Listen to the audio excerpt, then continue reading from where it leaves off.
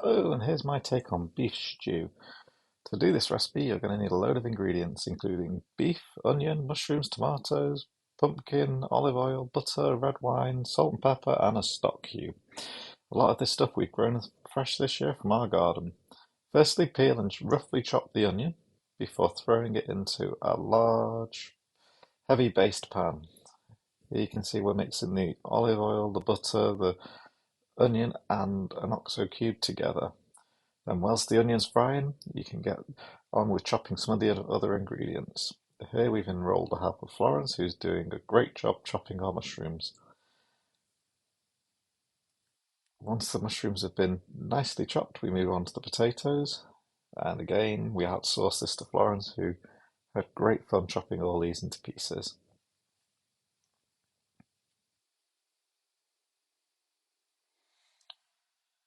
Once the potatoes are chopped, we can go back to the pan, which should have softened the onion nicely now, and throw the beef in. We keep stirring the beef gently until it's all browned all over.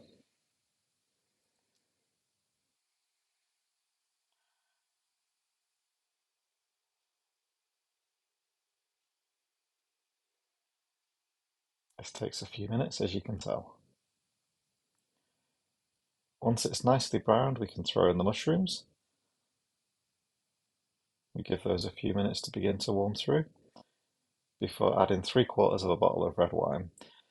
It's very important that we use the red wine. We don't use any other stock in this recipe, so it's purely red wine.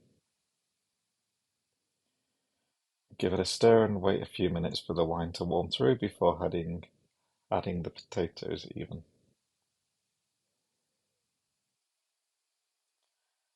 Again, we leave that to warm gently on the stove and give it a good stir to make sure it's all mixed.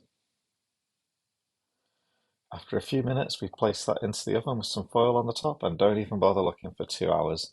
It's a very long, slow dish, this one, so it takes a long time to cook. After about 2 hours, it'll look something like this, so we'll throw the remaining red wine in and leave it another 2 hours before adding the pumpkin and placing back in the oven.